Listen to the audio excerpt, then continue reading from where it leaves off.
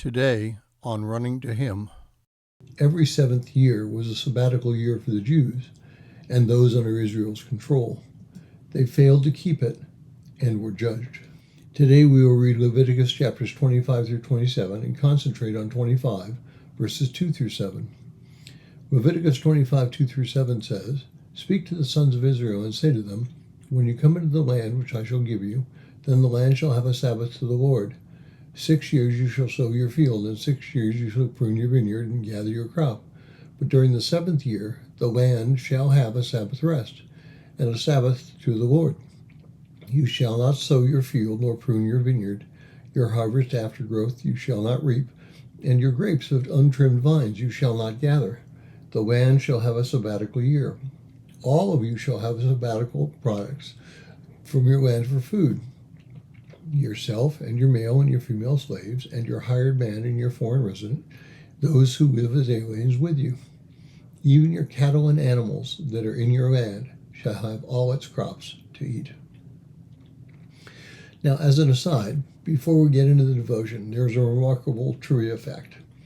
The American Liberty Bell has engraved a portion of Leviticus 25:10 on it. It reads, "Proclaim liberty throughout all the land unto all the inhabitants thereof." The country's founders had so much regard for the Bible that they placed this reminder on the Liberty Bell.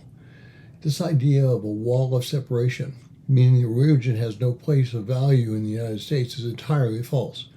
Christianity, or any other religion, has no foundation in our government.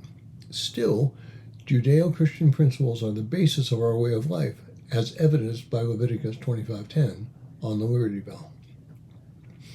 The Sabbath principle was to be the overriding life principle in Israel. The 7th year was a year dedicated to everybody being equal. Anyone could go out to the fields and eat, but they could not harvest it for sale. It did not matter if it was your property or somebody else's, because in reality, everything was God's property. The 49th year was critical because in that year, all property that was not inside a city wall was returned to the original owner. No property in Israel could be sold except that inside a city wall.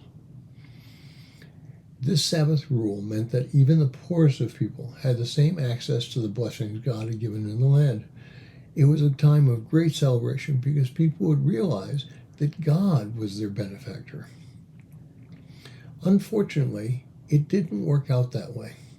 They failed to keep the Sabbath rest, and God judged them, as 2 Chronicles 36:21 states, to fulfill the word of the Lord by the mouth of Jeremiah until all the lands had enjoyed its Sabbaths.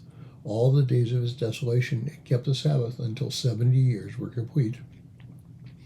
Jeremiah prophesied in Jeremiah 25, verses 11 and 12, "This whole land will be a desolation and a horror, and these nations will serve the king of Babylon 70 years. Then it will be, when 70 years are completed, that I will punish the king of Babylon and that nation, declares the Lord.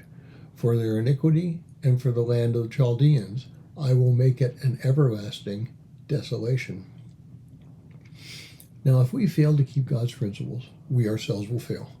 As a nation, we are failing to keep God's principles. And it's evident in what is happening around us that we are falling apart and about to be judged. Israel failed to keep the Sabbath laws. We are failing to keep that which Christ told us to do throughout the Gospels. Thank you for listening. We pray that today's devotion was meaningful to you. We would love to hear from you. You can use either Facebook or YouTube to like, subscribe, share, and tell others about us. If you would like to contact us, you can reach me at phineasjacobus@runningtohim.net.